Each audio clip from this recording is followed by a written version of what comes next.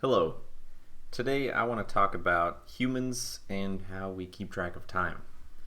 There are really two main ways we do it. One is with sun time or solar time, which is best described as what we feel time is. And the other way is atomic time, which is extremely constant and very precise and uses atoms to keep track of it. So these actually run a little differently, and what I want to kind of go through today is how we reconcile those differences and how they work together. So let's get started. First off, to understand solar time, we have to understand the relationship between the sun and the earth. So the earth goes around the sun, despite what some might say, and the easiest way to keep track of this earth going around the sun is days, which you can just look up, see when the sun is in its highest point in the sky, and then wait till the next day when that happens. And that's from noon to noon, and that'll get you a day that's 24 hours, which we call a solar day.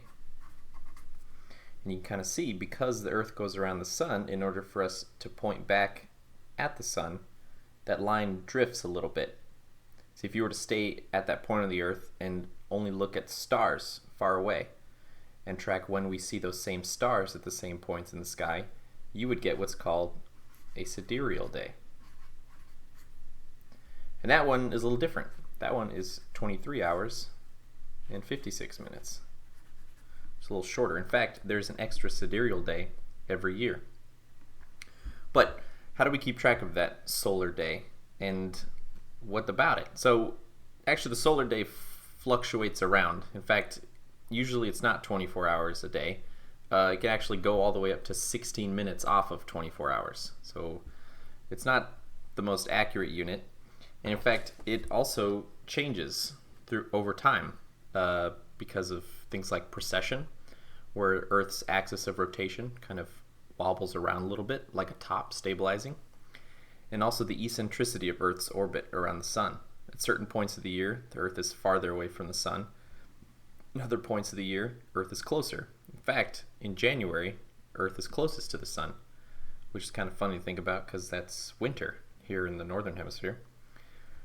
Anyway, how do we keep track of this? Well, we use a time standard called UT1. UT1 uses distant stars, not the sun, to track how long a day is, a solar day is. And this precise measurement is of what we feel a day is.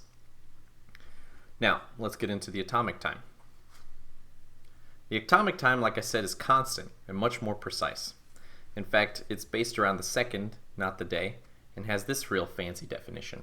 It's 9,192,631,770 periods of radiation corresponding to the transition between two hyperfine levels of the ground state of cesium-133.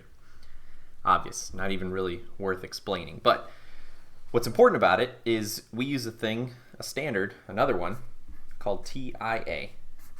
And TIA uses atomic clocks to count these periods, 9 billion of them, and produces kind of an average of them using over 400 atomic clocks around the world.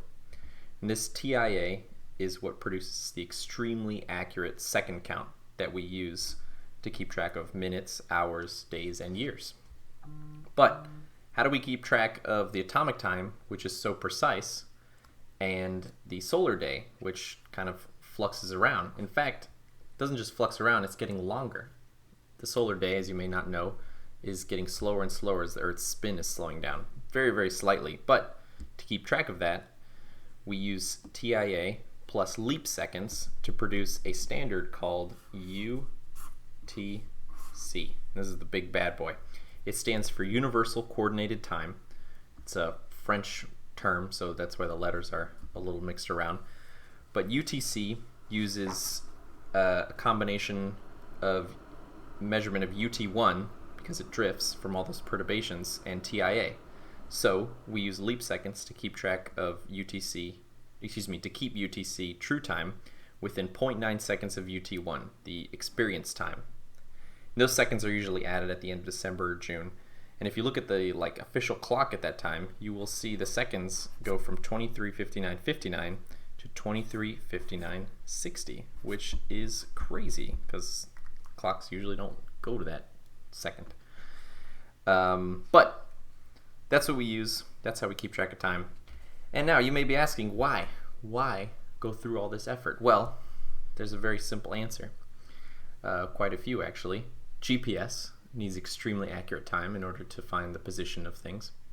The internet uses accurate time for encryption and decryption. It's very important to know exactly the time that encryption or decryption is happening in order for the encryption or decryption to be successful.